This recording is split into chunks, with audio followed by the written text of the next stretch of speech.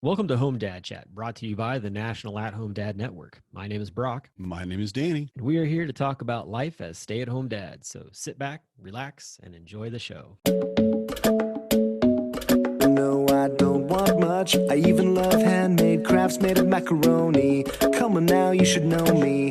Times I might eat too much. No worry about my weight, got the dad bod rocking on me. Sketches on my feet, cargo shorts look good on me. I'm a dad, that's what I do. Hey, everybody, welcome to the show. Danny and I are here. We're glad that you're here, and we're just excited to have a conversation tonight with a guest.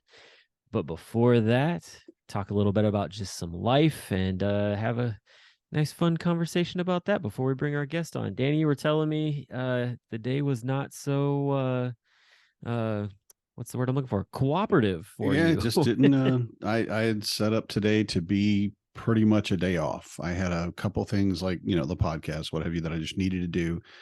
But I had arranged it so that basically at about noon on until the podcast, I didn't have anything to do. I didn't have any responsibilities. I had everybody arranged. Everybody was going where they needed to go.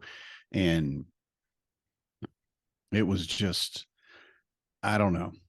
I was running late. I went to the grocery store and had to grab, because I was just going to grab dinner for tonight because it's the first of the month, really the almost first of the month. So we get paid once a month. So we're kind of out of groceries by the end of the month.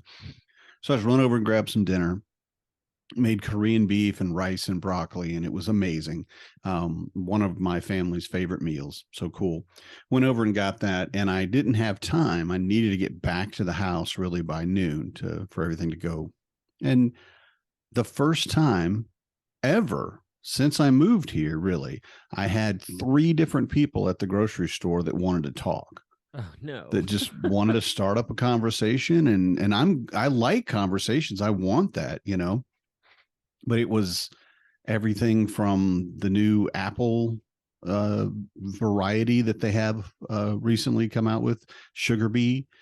And then it was another guy about how the Sugar Bee came to be, like what, Oh, it was wow. a Honeycrisp, Okay. which was developed in Minnesota. And Honeycrisp is a fantastic apple, very just like I like it. And the Sugar Bee basically is a bee cross-pollinated some of the Honeycrisp, but they don't know with what. And so now they just have this offshoot that I guess they're just, cutting the branch and putting it on a new tree, all like they do. And I bet I spent 35 minutes at the store talking to an Apple ambassador. I guess, yeah. He was just very happy about it. And I'm like, I love to hear people talk about their passion, and nobody here talks. There are a few people, but everybody's very reserved, So you met Johnny Appleseed incarnate is what I Yeah. goodness Yeah. gracious. And I loved it because I love learning about that kind of stuff anyway. And I love bees. I love honeybees. So, but yeah, so I went, okay, that's fine. I'm going to be about a half hour off schedule. Not a big deal. I still can get everything done that I need to get done. So rushed home, and immediately things just, I had a book review that I'm trying to write that I wanted to get out by March 1st for Robbie Samuels. He's got his new book coming out. Oh, yeah. And he wanted to get a book review, and I still have time tonight. I guess I could get it out before March 1st, but we'll see. And then one of my kids, the school called, my middle schooler, and said he's not feeling well. So I went and got him. I'm like, okay, well, I'll come get him. That's what we do. That's why I'm here. And I bring him. I'm on the way home, and I'm like, are you feeling sick? And he said, no, not really. I'm just coughing. And he's got a lingering cough from a cold. Yeah. And we actually, to make Marnie feel better, basically, I took him to the doctor. Just let me, no, let's make sure it's nothing. And really, you don't know with kids. And if you have the ability, and we happen to have insurance. So yeah, and nothing wrong with him. The doctor said, yeah, it's what you thought. It's just lingering from a cold. Well, they sent him home because he was coughing so much. And I'm like, so your throat's fine? He's like, yeah, I don't feel bad. I just can't stop coughing. And we know it's just basically just keep, drinking water and take Mucinex, and It'll be fine. But the school didn't want to risk him being there, kind of. I'm like, okay, fine. And that's no problem. I'll bring him home. Get him home, finally get everything out. And then the dog starts screaming, basically, just in pain. And I'm like, what is going on? I finally sat down on my computer to write something, and I run back upstairs, and she's just wailing for nothing, and I don't know if it was an internal thing, or she does have pneumonia or is getting over pneumonia. So I don't know. And I'm like, man, it is. And by then it was 2:00 already. And I'm like, do I have to take the dog to the vet? What's going on? And it was just one thing after another. And then one of my kids gets home, my elementary school kids, and the other one doesn't. And I'm like, where's your sister? And he said, oh, she wasn't on the bus, Dad. I think she missed the bus. Oh my gosh. I'm like, oh man, come on. So I run over to the school because that's what you do, I thought. But no, they realized that she wasn't on the bus, and the bus went back and got her and picked her up and brought her home probably half hour later. I mean, she's definitely later than normal. Wow. Like, man, come on. And then the thing is your kids will do this a lot. So my 10-year-old wants to learn how to cook. Cool. Yeah. And he thinks I'm a great cook. I'm not. I can cook some stuff, but I know more than he does, right? And so I'm trying to get dinner ready fast because I've got to get back down here and write this thing. I got 3 different things I'm supposed to write today. Didn't get any of them done. And he comes in, he's like, Dad, can you teach me how to cook Korean beef? In my mind, I'm like, no, damn it, I got to go. And of course you can't do that. You've got to just suck it up, I guess is the best way to put it. And you're like, no, you're right, buddy. I'll be happy to show you how to cook this. And yeah. So it's been a day for sure. Yeah, but it sounds like it. Right. Sounds like you were given a batch of bad apples. Sorry. Nah, that's okay. You definitely got to the core of the situation. I did. Yeah, and you were in quite a sticky situation. You had to get out of there talking about, honeybees and everything. So sometimes that's the way it be. Oh golly, yeah, we could go on and on about this. Well, to go along with that, we have a special guest tonight. And honestly, I think we've had other people, I think, connected with Fathering Together on the podcast before. Yep. So we've got Brian Anderson. That's right. Yep. Mainly. I think that's the main one that we've had. But we've been growing a relationship with Fathering Together. The organization has, and it's been really great just to be able to build that up.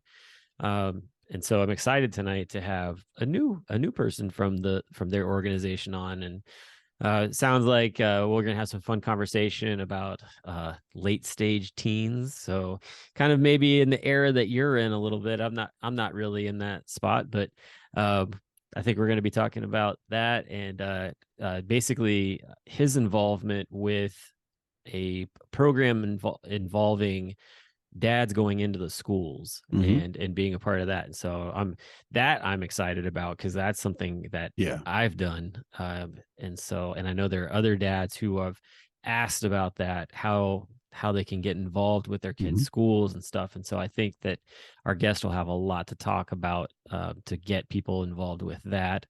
But yeah, it's just going to be a fun conversation to just and see where it goes from there. Really, you know how it is. It's always laid back, man. Nothing too crazy. So, but yeah. So we'll be back here just a little bit with our guest.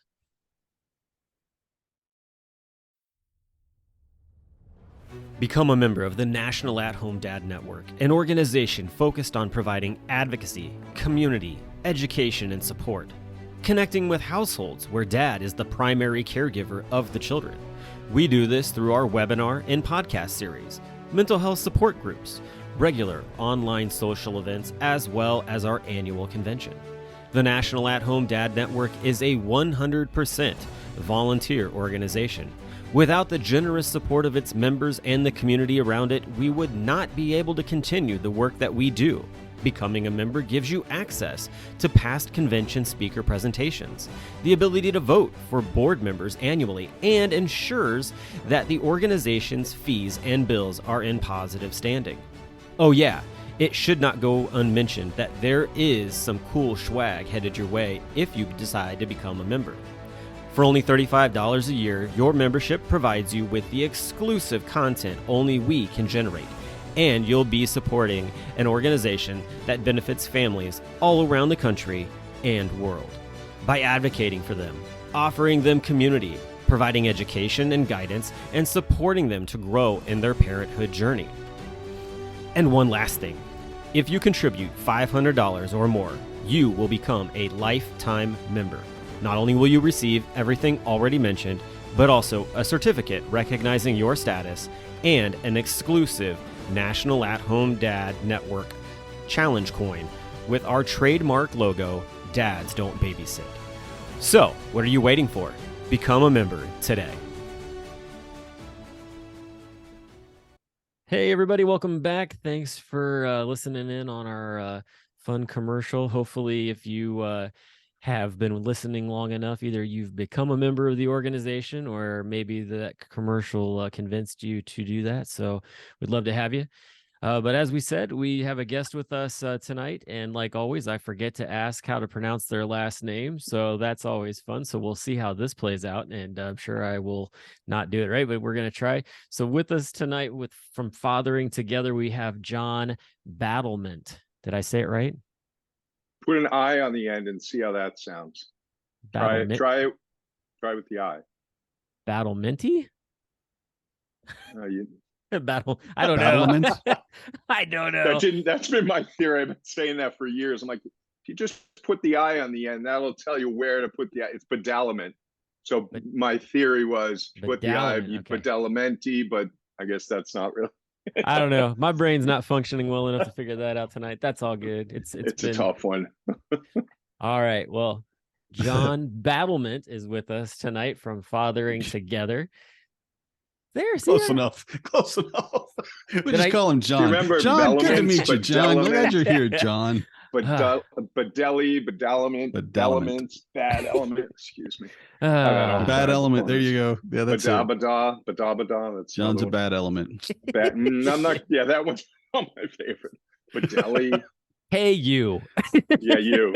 JB. We'll stick with that. JB. All right, that works. Yeah. Well, hey, John, thanks for coming on the show and enduring that wretched introduction.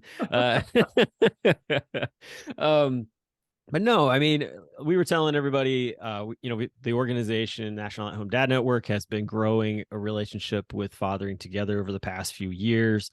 We were lucky enough to have gotten to meet Brian Anderson, have him actually be a presenter at Home Dad Con, and really just that kind of continued to make things grow to the point where we've had the opportunity of getting to meet other guys. And I've met some of them also through the Dad 2.0 Summit, David Stanley and Christopher Lewis, guys like that. So, but happy to have you on the show. I'm curious. I've never met you.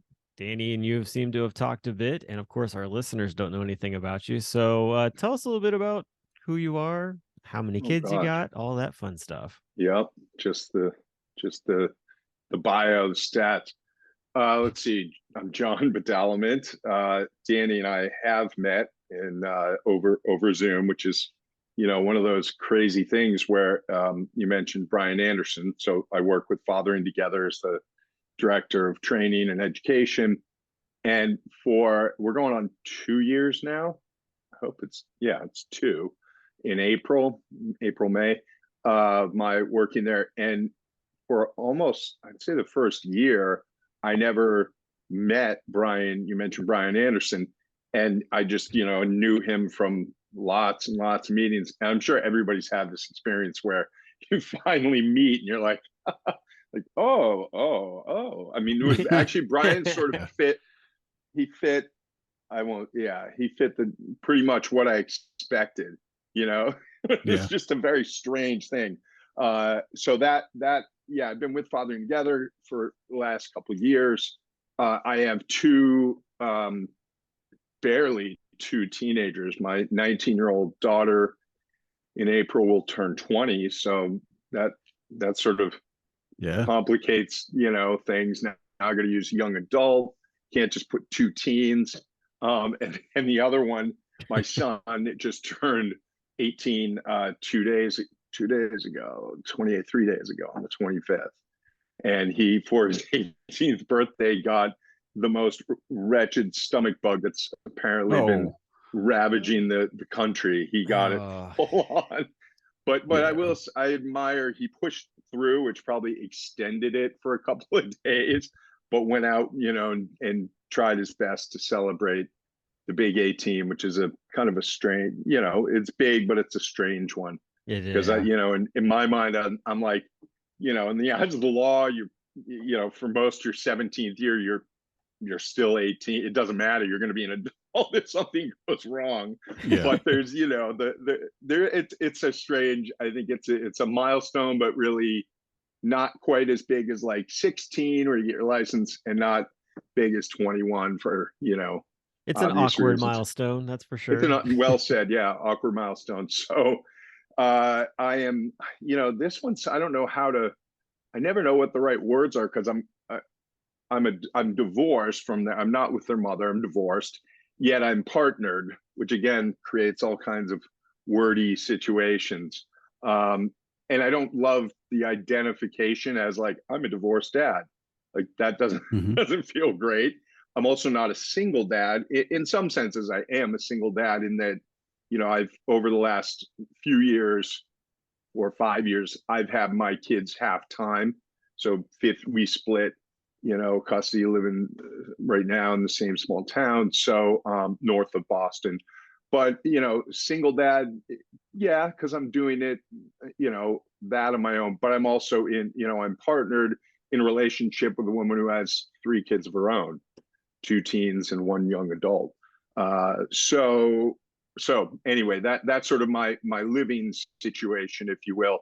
But it does create lots of, identity questions, like what do I identify as? And I guess I'm just a dad, with kids that are getting older and big transitions. So big transitions. Yeah, it's really, yeah. And I should, I don't know if it's probably not obvious, but I'm actually I'm in my son's room to do the podcast, because we have a big sort of open space out there. And he was like, he doesn't love being in his room that much to my chagrin, because I'm like, you have a space, you can use it. You would prefer to stretch out all over the house or the apartment.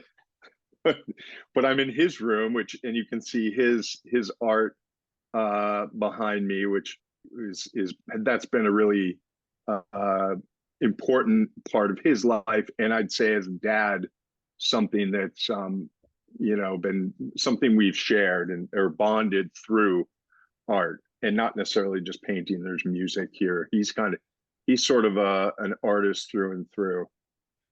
Does different mediums. So that's me. I mean, stop me or I'll keep going. No, that's cool. No, I appreciate you. I appreciate you sharing all that. Definitely. I like the art. Actually, it's really cool. It's cool. Yeah. I'm tempted to do a little tour, but I won't. You'll see okay. Swear words and all kinds of stuff. It kind of got a little Basquiat feel this phase. Hey, that's all good. So, like you said, you've got a. I don't know that term either. I don't know that is. I know. I said that, I realized I'm like, they're not really. That term. They're not. No, that does not. Sorry, Jean-Michel Basquiat. Right over my head. No, he was a street artist. He's dead. He was a young, very, you probably know him, street artist in New York. That his work has gotten, all sorts of press and really, like a lot of art, just crazy prices for his work. But he was mainly a street artist, started, I think, graffiti. But anyway, you've seen this one, right? Yeah, I have seen that. Seen it's like that. Yeah. So okay. Yeah, that's about as deep as it goes. It's all good. We're mostly an audio medium here. Most people are not going to watch the video just so so they yeah. can listen to it. So I'm just going to say that because we're talking about the art, and I just Yeah, want to I'm tell like, well, everybody, if you want to see it, you need to go watch the video. That's I'm just right. saying, That's it's there. But they'll have to figure that But- part but out. you know, Remind I know there are people in our audience that know exactly who you're talking about. Yeah, They yeah, know yeah. and they're sitting there going, Brock, Danny, what are you guys, idiots? Why do you not know this? I don't know for Brock's case, but I'm old. I'm just going to use that as my carte blanche today to be, That's you fair. know, I I'm like too old sports. to- I like sports ball. yeah, yeah. We can talk sports, though. I'm less. Yeah, well, looking for those viewers or listeners. It's all good. Basquiat. We'll go from there. But he does lots. Someone's of gonna different Google it. It'll be okay. Somebody, yeah. Somebody Lots will of Google artwork, it. And I do Yeah, like art's important, that it yeah. came from the street, from a street art and graffiti, I'm assuming, and that kind Yeah, of, I don't know if yeah. graffiti is a bad word for, you know, artists that are in that medium, but I like, because we have like trains that go by and they're from all over the nation. Of course, these cars go everywhere. Yeah. And the graffiti is just beautiful. Sometimes it's just a tag, you know, it's just, but even that is stylized and well thought out. Right. Every time I stop with the kids, I'm like, look at that. That's amazing artwork. And my oldest kind of was artistic and is kind of going more for computers now. So he's not really as interested in it. And he looks at me and goes, Dad, that's graffiti, you know? And I'm like, what's the difference? What? You can't find I'm it on the your old mind. person here. You should be accepting of these new mediums, kid. I'm exactly supposed right. to be stuck in the mud. You're like, no, that ain't art. You ain't putting no painting up and ain't no canvas. There you know, go. but Role it's reversal. Yeah. really cool stuff. And and he didn't get it, but I'm fine with that. Yeah, you know? no, that's cool. I mean, it's been a huge, and I won't go too deep into it, but it's art and sports have been kind of lifesavers for my son in particular. He's also a boxer, which I mean, all right, we're mostly audio, but yeah, it's kind of it's an interesting blend of expression, you know. And that at the core is what I mean, really, not to I mean, as a dad, really all of my work, and I've been working in this field, which I never really got to in the bio for, I don't know, I guess over 25, was it 2025 years, if you count being a teacher and a dean of students, closer to 30, but specifically fatherhood for last 25 years. One of the main themes of my own experience and of, you know, talking to other dads and sort of, you know, putting together, I've written a couple books, done a number of documentaries and short video pieces. One of the main themes that's always been that really came from listening to other dads and reading and research is the importance of knowing who your kid is and following their interest. And that doesn't sound very profound, but I think it's a practice, and it's if you think about it, it takes, you know, to know somebody, you gotta listen, first of all, which is very hard, just a very difficult, clearly thing to do. You got to pay attention. You got to be there. You know, all these really what we call emotional intelligence skills come to bear. But that's been one of my sort of core beliefs is it's important to know your kids, you know, to know who they are, what moves them, and the most challenging part is it changes, you know, like you're just saying your son, you know, was more, you know, into art. Now it's more computers. It's like that train can take, you know, pass through the station sometimes and you don't even notice if you're not tuned in, to use the train analogy. Definitely. Yeah. Well, I love too that your son has an artist and then boxing and probably in music and what have you. You know, growing up, I think we've all heard the phrase, you can be anything you want. You can be anything you want. And that's great in itself. But the thing that I picked up on with my kids is it doesn't have to be one thing. Because all my life growing up, it was like, well, you know, what are you going to be? What's your one thing you're going to be? And I love everything. I have so many different interests and so many things that I want to go play with for a little while. I also have ADHD, so it's kind of part of that. But I want to do all the things. And the ability to look at our kids and say, yeah, I will encourage you. I will help you find that spot, that thing that you're interested in, whether it is sports or art or boxing or whatever you're into, music. Yeah. That's fantastic. Yeah. And you can be all of them, Yeah. You don't even, I love that. I mean, you can be all of them. You can, it's, we try to put labels and like box, that's sort of, okay, you're going to be an artist, even, these terms, you're going to be an artist, like, and it's okay, names and labels are important, but I think that's a really, so important, because there is such a push, especially when you get into masculinity and sort of these forces that I think, at least growing up for me, we're like, what are you going to do? How are you going to provide? Which is important, Very, figuring out what your work is, and what was it? Follow your what was it? Follow your interest? No, not your follow your passion. interest. No. It was follow your effort. I Okay. follow your Yeah. effort, like where, and that's part of this. I think, like you're saying, with you and your kids have all different interests. Where do they, what do they gravitate to? What are their, what do they put their efforts towards? Yeah.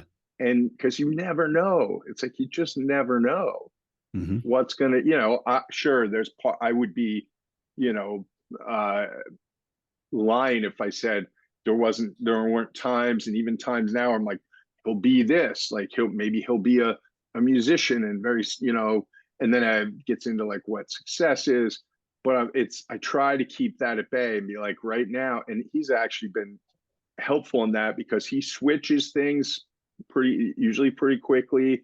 And it's like he's painting one day, and then painting just took a back seat, and then it was music, and sometimes it's both. So it really is, I think, as a dad from a young age, the more we can tune into what their effort, what they're interested in, and not try to box them in, like, okay, because that's what happens, right? Like, he's a good I mean, we can see it. Sports is the best example. Like, a really good soccer player, get him into the club soccer racket, $3,000 a year or whatever. It is a racket. Yeah, I mean, they're all. Jeez. It's a lot. Yeah, like, but So that is I think it's important to try to keep those sort of our own dreams and fancies and unrealized dreams at bay. Right. Well, you mentioned, for the past 20 some years, you've been involved with the schools and doing stuff with that, and your kids are getting ready to kind of like transition completely out of school, right. type of deal. One of the things that you've been involved with is a program through Fathering Together in like the elementary school programs called Dads in Schools. And I know, like, at the school that my kids go to, they go to a private school. They've really switched up on making sure that trying to get dads involved in different ways with the school. And it's been really cool. Wow. Yeah, just everything from like, hey, bringing dads in to do projects to, every once in a while they're doing dads with donuts, or, it's a Christian school. So it's like, hey, come in and, do prayer in the morning kind of deal. And just really trying to get the dads involved in different ways. And it's been really interesting, but I know that's not the case in all schools. And Danny and I but that's awesome. Yeah. And so Danny and I, we've heard lots of conversations through, Facebook and Discord of dads asking, like, how do you volunteer at your school, or how do you get involved? Because it seems like there's such a barrier for it. Like, it's all about like moms being a part of the classrooms and all these different things. And I'm curious, like, what was it like for you to get things going? How did you get involved in the program that Fathering Together's started with the schools? Yeah, that's great. I was just going to ask you, I'm curious if I'll answer your question. Do they name dads specifically though? Because that's like, do they call it? I mean, dads with donuts, that's pretty standard. But like, when you say they'll say that, try You know what I mean? Do they name dads, father figures, or Oh whatever yeah, it's explicitly? I forget the exact name of it, but it's like it's dads on campus. That's what it's called. Oh, cool. And they've got their own logo for things and stuff. They've really like I think like the first year when my kids started going there, like they actually had like t-shirts that you could buy to like wear on campus, which was really Yeah, neat and stuff like that. yeah, So that's because great. it's a uniform school, so they tried to get like a t-shirt together to kind of band everybody together when they were on campus doing something, And which was really neat. and identify the scary men walking around the campus. That's Right. Actually, I which, love it. I right. which love there's it. some truth to that. Well, what's really cool though, like I mean, I would go in. I did lunch duty actually for quite a while up until I got this new job, and it was always fun to go in and do lunch duty with everybody else. Like usually the boys, especially, I'd go sit down at a table with them and talk and stuff, and just have a great time. Like there was another dad who he would always for May the 4th. Would come in dressed as like the Mandalorian or Boba Right. Fett or something like that at Yeah, the time. yeah. Yeah. The fourth be with you. I would do that So every day if I could. yeah, right. I mean, If I why had that not? armor, these guys spend all that money and get that armor, or they make it themselves and whatever. Like I would wear Yeah. that every day. I would show up. The mail would show up, and I'd be at my door going, "Hey, That's a good wear my question. Mandalorian armor. Have you seen it?" This past weekend we had our daddy daughter dance, and it was awesome because it was themed after the Seussical, so it was all Dr. Seuss stuff. So like Oh, nice. the dads are coming in, like bright colors and all kinds of different things like that. One guy came dressed as the Grinch in The a Grinch. suit, in like a suit Oh, though, man. with his daughter Yeah. who was Cindy Lou Who. It was awesome. Wow, That's yeah. great, man. Kudos to Wow. that guy. So the our school is definitely an outside of the box compared to some other schools, but Yeah. what has it been like, or what was it like to Yeah. kind of get involved with this program? Well, yeah, thank you. I mean, that's great. I found that a lot. So when I started doing this work, I made a documentary film called All Men Are Sons, exploring the legacy of fatherhood in the late 90s, aired on PBS in like 2002, 2000, a few years after that. But that I wasn't even a dad when I made that film, but one of the one of the funders that I found was the International Coalition of Boys Schools, International IC Coalition. ICBS. Yeah, there no, you go. got me. Yeah, and which is a great organization, and I've been in touch with them ever since. But one of the things they said, the film was about 5 men exploring their own relationship with their dad and sort of how that played out in their lives. And we had one guy was 17 years old, and the others were in their late 20s, early 30s, and all very different backgrounds.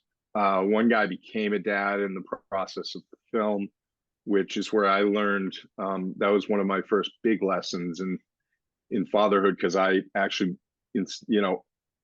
built relationships with these people over time, and asked him if he would call me when they went to the hospital, and he did at like 3 a.m, and I got the camera, and I was in the back of the car holding a bucket in one hand, the camera in the other hand, so I got up close. But anyway, the film really gave in the Boys School Coalition insisted that, they said, as part of this, we want you to show the film at a couple of conferences, two big educational conferences, their own conference and a couple others. And this is early 2000s, like I said, like 2002, 3. And I showed the film, and there were pretty good sized rooms, lots of what turned out to be heads of school and principals and vice principals. And basically, after I showed this short piece and sort of put a presentation together, there were all these schools coming up to me saying, "Hey, would you come and talk to our dads?" So this is like, again, 20 years ago. Mm-hmm. And that's where it started. And I was, you know, a little sort of light bulb went off in my head. I was like, yeah, because at that point I was an educator. I had a master's in education. I had been teaching, and then this creative pursuit sort of took over. Back to our original sort of point, you don't have to be one thing.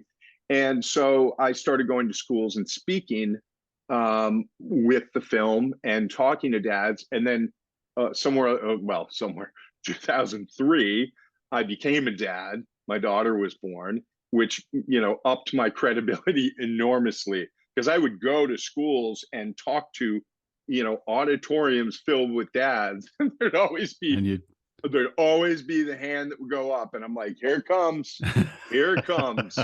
So how many kids do you have? Mm-hmm. And I initially was like, I was pretty green, and I would like, it came with usually a little like in parentheses, and so what do you really know about this? Yeah. And I learned not to take the bait so much. And anyway, and becoming a dad and continuing to show the film, I even show it to this day, clips of it, and writing after that. But that was the beginning of my involvement in schools. And I still think 20 years later, as we put together this program with Fathering Together, the model has evolved, but some of the core principles have stayed the same, which is, I believe dads want to get involved in their kids' lives. I think schools, whether they're, you know, independent schools, parochial, public schools, charter schools, even, you know, homeschooling communities, schools are a great place to engage dads. I've always felt that's been true. And having seen over these last 20 years, even, you know, back then, it was, you know, in some ways, I feel like we've come a long way. And then in other ways, I'm like, why is this still a new concept? It's 2023. I could show you a flyer from 2003 where it was like, you know, engaging dads in schools, you know, or what is it? Why dads matter to their kids, like putting the title. That's why I asked you, Brock, about the title. Yeah. Back then, putting the word dad, father figure, and I always try to use the, you know, as inclusive language as possible, because that, you know, I've had moms show up to my dad son breakfasts or dad kid dinner, and if that's who identifies as dad, that's fine, you know. But the point being that it really, a lot has changed in that I believe dads, men are, you know, making our way to being more involved at home, more engaged in the caretaking, if you will. And that school is just a natural place, because dads care, like parents care about their kids' education. And they, like you said, you get a lot of questions like, how do I get involved? It's what I call the two-way street of dads and schools, a two-way street of engagement. You know, schools do need to make changes. And I've worked with, you know, faculty and PTAs, PTOs, parent associations since the very beginning to say, hey, you need to really look at this. It's really a diversity. It's an equity issue. I mean, you can make a case that it's diversity, equity, inclusion, belonging, because you have a group of constituents, dads that are parents, that are not as engaged as moms. And you just look at your parent organization in your school to get a barometer of how involved dads are. That doesn't mean because they're not on the PTA or, you know, PTO that they're not involved, but by and large, schools have not done a great job of addressing this inequity. But the two-way street, that's one way, is the school has to be aware that they're missing out on this great resource. You know, they're missing out on Brock at lunch. You know, they're missing out on Danny reading to the kids, which I don't have to tell you, for anyone, any dad who's gone in and volunteered and got to go into the classrooms or, you know, on the school, it's what could be better? It's a blast, you know, no matter what you're doing, because you get to immerse yourself for a little time in your kid's life. And it doesn't always have to be with your kid. In fact, I think it's great when you can go, and we did a program where we read to other kids. You don't just go in for your kid. It's a community of dads. Mhm. So I think the other part of that is, so the school has to recognize and do something about that imbalance, that inequity, and engage, reach out to dads. And the other side of the equation is dads have to, it's not that complicated. We have to step up. I want to volunteer. It's okay. You want to volunteer. What's the first thing you could do? Who could you contact? Like, and I don't mean to belittle it, because there are forces at play. Historically, dads have, not done, in recent history anyways, that been as involved in the schools. There's the time I showed up at my kid's preschool, which is where this model started.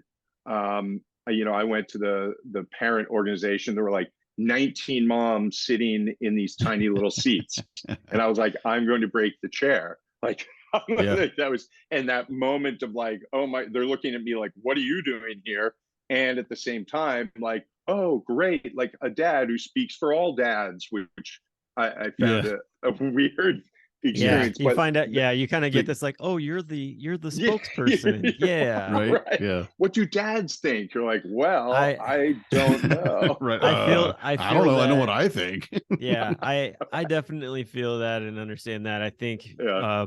ever since I went to my first Dad 2.0 and came back with like all this fire to like really just shine fatherhood out there, like starting a podcast and all that stuff.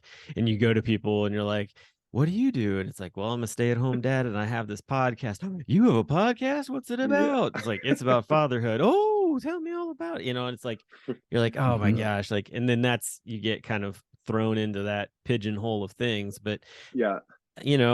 I think too, like you were talking about just the fact of how like it's a two-way street. And I feel like on the one side, on the school side, like schools just need to be more welcoming to dads. And on the other side, dads need to just basically be like, if I want to do this, Yeah. okay, I need to go, I need to be, I need to go do it. And I think a lot of times dads just, if that's what you're like, I want to get involved, go get involved. Like, Right. don't Yeah. sit there and wait for somebody to invite you to do it. Like, Yeah. you kind of sometimes have to sort of break through the paper wall or whatever it is, Right. and be the Kool-Aid man. Oh yeah, and like, I'm gonna do this. I don't know. Right. And I think that's true. And it's it's a lot. And to get to the fathering together and the model I mentioned, which again has been 20 years in the making, organizing is a good way to go. And it is like, Brock, at your kid's school, that having some, named organization that addresses dad's father figures directly, and not, because the word parent and the word family, like, it's still in an educational context refers to or is associated with mom. Right. And I think, like any imbalance, or when you have a group that's not addressed, you have to name that. So the model we've created, have been working on, and are piloting, is based on, it's ideal if it's part of the parent PTO or PTA, that we call it a dad chapter, could be a task force, a committee, but ideally the dad leader becomes part of that group, at the very least communicates with that group, because there's no better way to get off on the wrong foot than create a sort of separate entity that doesn't communicate, or there's just too much in schools, too much miscommunication and scheduling issues that have to be addressed. So the model is that the dad or two dads become part of the parent organization, or, like, I think, Brock, at your kid's school, its own chapter organization that communicates, which is what I did with my kids. They went to a Montessori charter school, K-8. And I would attend the PTA or the parent association meetings, and it helped a lot, because, and the goal, there's three three parts of the mission of these chapters. One is to connect dads with their kids, not just their own kids, and families. Two, to connect dads with other dads, other parents, other moms, and three, to connect dads with the school and the community. So those sort of three buckets are where, you know, all the activities and events that we, you know, offer or encourage schools to think about, or dads to think about, they have to kind of fit one of those buckets. That's the idea. And it's really, you know, the model allows for local flavor, if you will. So whatever, you know, whatever you think the school thinks, the dads, the PTA thinks is a good idea for a dad-kid activity or event, becomes what you do. For a community, it might be, you know, or for the school, it could be dads organizing a yearly pancake breakfast and putting it together for the whole community. We did just you know, simple things, dads and kids hiking.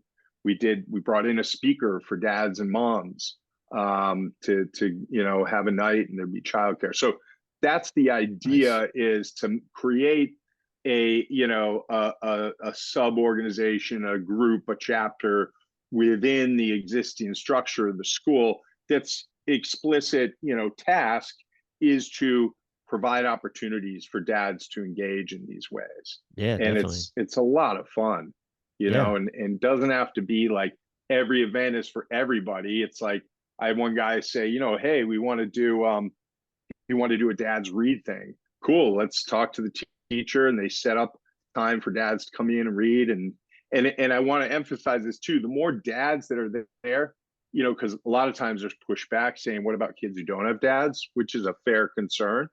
Yeah. The part of this is, it is about a community of dads, and it's giving, you know, kids, you know, real different versions of men, and what it means to be a man, what it means to be a dad, you know. Yes. that you know, for any activity, any event, we always make it explicit, like there are other dads that will be responsible, that will be, you know, there for kids. And there's always, you know, coaches, uncles, and, you know, bringing siblings or bringing a friend. It can be very fluid, but I think that's important, because it drives me kind of crazy when it's like, well, what about the kids don't? Well, so should we not address this entire swath of the population? You know, and I understand. Right. I mean, I went to the Pinewood Derby or it's actually my brother, without his dad, and the wheels fell off as it was going, you know, down the track. Tragic scene. Yeah, I've been there. You know, so still funny, I understand, but tragic. It's totally still funny now, many years later, but the wheels literally came off, and there was no dad to pick them up. So, you know, it's important to be sensitive to that, because we do have, more than ever, ironically, dads involved, but also more than ever dads that are not in the picture, and kids growing up in homes without a dad. So, yeah, no, definitely. Yeah. I was thinking about the fact that, you know, some of the dads that we have had, you know, get involved with different things, like Brett Landry. I remember him sending in a picture, showed like a group of dads who they are pretty much the ringleaders for carpool pickup and things like that, and just how they kind of go about, you know, organizing that. I thought that was really cool. We actually had them in a newsletter piece that, because they ended up getting on, like, they ended up getting in like the newspaper or something there locally. Really? About it. It was really cool. Yeah, that's cool. And you know, what's that? No, go ahead. I was gonna say, because you just reminded me, it's the often unspoken thing is, you know, and why we focus too on elementary school is because that's when, now, to talk about the changes, you know, now seeing dads in the drop off and the pickup line, and we see dads way more than we did 20 years ago. They're visible. Yeah. Now, are they just sort of drop off, or do they just come to the doorstep, or are they being engaged and you know, brought in? That's another question. But Yeah. A lot of this is also about which guys don't often won't necessarily admit it or say anything, but it's a great way to meet other dads and Yeah. foster and build friendships. I mean, I am to this day very close with a bunch of the guys from where we started when my kids were in pre-K. We're talking years and years, and that those friendships are just great. And I think that's another sort of, I'll say, I guess, a secondary gain. It's pretty primary. It's just giving, because we know as we get older, guys have struggled to maintain friendships and to get out. And this is another, way to do that and find other dads and other moms that are, Yeah. Well, that's one of the things like-minded. that the school that we go to as well is really neat, is that they have an every Saturday morning just like pickup basketball game for dads to go Awesome. to. And That's great. it's fun. Like I'd gone for a while before I'd had my shoulder surgery, and just played a few times. It wasn't because of that. It wasn't because of that. Okay. I was No, waiting for that. I no. was like, how long before one of us talks about an injury? No, that injury was due to something completely different. But Okay. but anyway, no, like I was going to that in the mornings, and it was great because like there'd be like 10-15 dads there, and just get together. Nobody was trying to like outdo somebody else. It was Not just a too way to, competitive. Yeah. no, Oh, not too really? Yeah, competitive. we Nobody was trying to like sprint up and down and show off their high school skills or anything like that. It was well paced, but that's nice. just That's stuff like rare. that, just like stuff like that's great. Yeah. Our dads actually get involved with a community service project Hmm. that the school does every year, and they're the ones that are lining up like, hey, we gotta get like these things together, and we're going to put these groups together, and we go out all around the neighborhood and help out Oh, it's and stuff, awesome. and it's all led Yeah. by the dads, which is really fun. And I've gotten to take part of that a couple different times. So yeah, I mean, there are so many different ways for dads to get involved. I am curious, like, so through fathering together and what you're doing, like, do you have like a resource page that kind of gives some like tangible steps for a dad to be able to use to go to the school or whatever, and be like, hey, like I want to try doing this, and I got this information from fathering together or whatever to Yeah. kind of make that happen? Yeah. So right now we're building that. I would say the best. So we've got a bunch of pilot schools. So this year we're piloting the program. The best thing to do is to really would be to email me, because I'm working with, if you're interested in starting a chapter, becoming part of the pilot, or just want a few ideas or some, activities, or to have a conversation. That's probably the best thing to do is John, John, at fatheringtogether.org. John. No, see, my other emails are J Badalament, which is just Whatever. Yeah. a I nightmare. have your fathering together email, so I'll make sure it gets in the show notes. John, John, at fatheringtogether.org.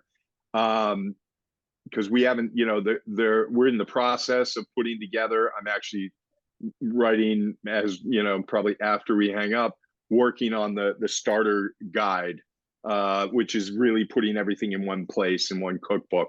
But like I said, I'm always happy to have a conversation, have ideas, and the model's pretty. I think it's pretty simple. Our job is to help you make it work as a dad, including having conversations with the principal, making sure giving some one pagers like, here's what the research says, and there is some good research. There needs to be more, but and then just activities and one-offs. I mean, you mentioned service is always a big one. In any school, whether it's independent or public, any principal is going to have a list of things. I remember we had the preschool, Mm-hmm. which was private, and it was not cheap, they had a list. There were co-heads, and they gave us this list, and it was like, repair this railing, and there was like kind of a jagged edge on this railing that was a big safety issue, and like they couldn't get it done, and we did a fix it day, and put some joke about no power tools, but one dude showed up and was a welder, and like that was what he did, and he Nice. fixed it, so that kind of like really useful. Yeah. Again, every school has a million things they need done, and it could be those are easy, like easy things to do.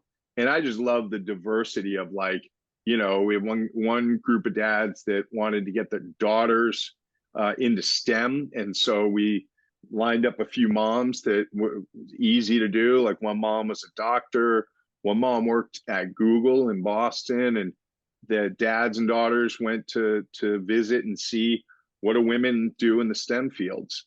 And cool. It wasn't that complicated. It was pretty easy. And I like the idea of like small things that are different and unique. It doesn't have to be, the pancake breakfast, I think, is a great, like, it can become a tradition. The dads do the pancake breakfast, and building those traditions in is great. So yeah, that's the best way, is to let us know. Cause I feel like you guys probably have a better sense of this, especially with stay-at-home dads. Like there's so many resources, so many guys have so much to offer, and figuring out how to do it. It isn't, we kind of made light of it. It's not always that clear, and it's not always that welcoming. And there's again, one of the things that doesn't get discussed as much is like, yeah, dads can be looked at, some for good reason, as suspect. Like, why do you want to be involved? But that is incumbent upon us to change that, that mindset, and to say we want to be involved with our kids, and we want to be involved in helping the school, and making an effort to do that. I think the time is right. I've been, like I said, doing this for so long. It's now like I feel like there's this, this almost like a backup. There's guys that are ready and want to be involved and want to be part of something. So we're trying to, there are other options too. There's watchdog dads. There's there's not that many actually, but organizations that are like national. Yeah, like but watchdogs. There's not a lot of them, yeah. No, But, but like you said, there's so much. It's an open field. Energy. It's an open field. And there's so much energy. Yeah, we've been and we make jokes a lot of times as at-home dads about the playground. Going to the playground, and I made this joke probably 100 times, but the first time I went to the playground, and I had 3 kids with me. And I swear one of the moms was looking at me like, and I'm thinking, lady, I'm not going to take your kids. I brought my own kids. What am I going to do? You can have one of mine, man. Just come on. And it was a funny thing, right? But the reality of it is it was strange for the moms there to see a dad. And yeah, I've got, I'm fairly personable. I'm definitely extroverted and like to talk to people. So, got that going for me. But even if you're not, even if you're just, you don't talk to anybody, and you're kind of the weirdo at the playground, but you brought your kid's playing, you're fathering, you're parenting your kid. And then you take your kid with you, and, and everything's great. And then you come back. And like every Tuesday you do this thing, and you're there. Right. And the more you see a dad doing these things, the more we look at it and go, oh, there's nothing wrong with that. He's just a guy with his kids. What do you think? He's not a predator. He's just here his kids need to run around. Come on. And it's the same thing with like the PTO. We've heard the story a lot of times about the first dad that's ever been on the PTO kind of thing. And I'm sure there may have been others previously, but it's always that, hi. And it either goes, well, we don't need anything heavy moved right now. Yeah. Which is a big one. So, or, well, do you want to be the president? Do you want to take charge of everything? And whether that's a positive or negative on their part for saying that. And the reality of it is we just want to be there with our kids and be, like you said, build that community of fathers and mothers that are there to be a part of their kids' lives in what is the majority of their day. Right. The And majority of their life, with their that's early life yeah, anyways, at school. exactly. Yeah. And there's So good reason for all. I mean, it should be said, like there's good reason for all. These are major, shifts in societal shifts, and that's why there. I call it sort of the undiscussable, which is like, what is it like to engage if most of the teachers in elementary school, vast majority are female. Part of the work I do with teachers and social workers and is to get them in touch with, like, well, what comes up for you, what comes up around men, because let's face it, we have, as men, there are, some good reason that there's question, and like anything new, it's like women going into the workplace, you mhm. know that took a lot of courage, Yes. and that's where I think, if we get into the bigger picture, I always think of it as like women have gone, over the last 50, 60 years in particular, have gone a very far way down the road from home into the world of work. They've it's been a long, and it's by far not where, we'd all like it to be. There's still, a disparity Mhm. in income, or, the pay, and childcare, and all kinds of issues and harassment. So, but women have worked very hard to go sort of connecting these two areas. I feel like men are kind of, at the beginning of the road that leads to, from work into the home, Yeah. head and heart.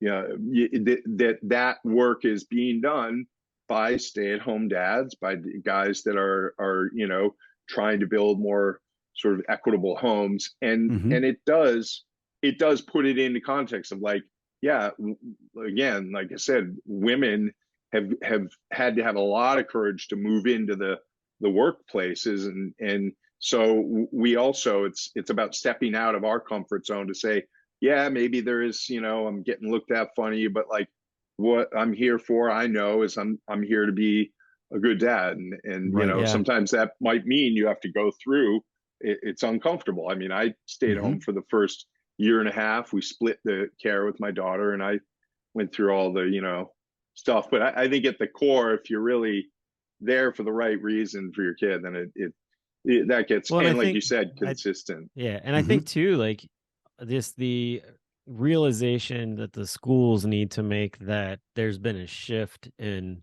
Right, parenting and right. how, shift in family lifestyles and Mhm.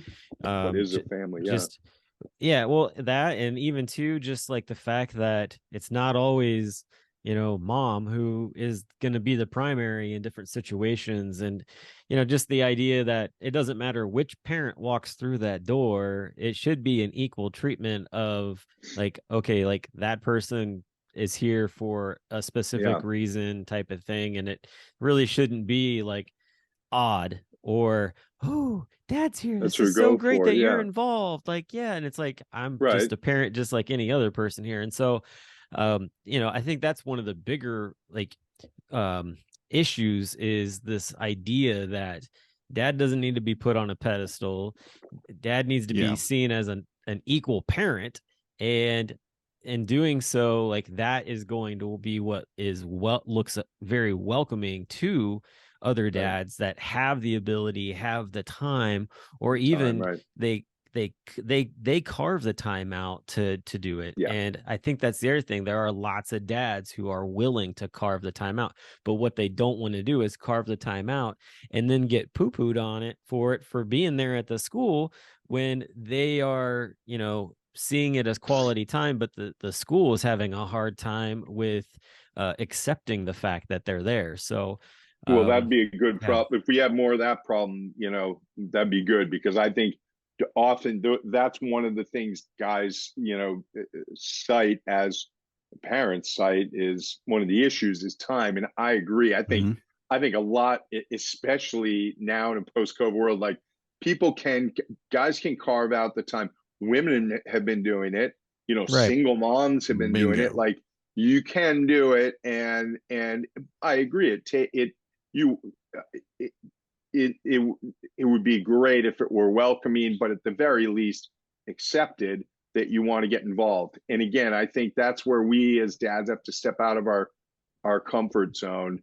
And I just think there's so many guys out there that are with young kids are like, because there's a shift, Yeah. there's, yeah. and that's largely, the work that you all do and have been doing for a long time it's about normalizing these roles and the shifting roles. And I just think we're at a sort of a good tipping point where, it's time that my hope is we don't have to set, the word parent could mean both of those, both a mom, a dad, an uncle, but right now it's still not as inclusive a term in schools in particular as we need it to be. So we have to name it as dad, father figure, community of dads, because that's also what gets, guys, I think, out, which when I first started doing this, schools would be like, well, our dads don't show up. I'm like, I know, that's why I'm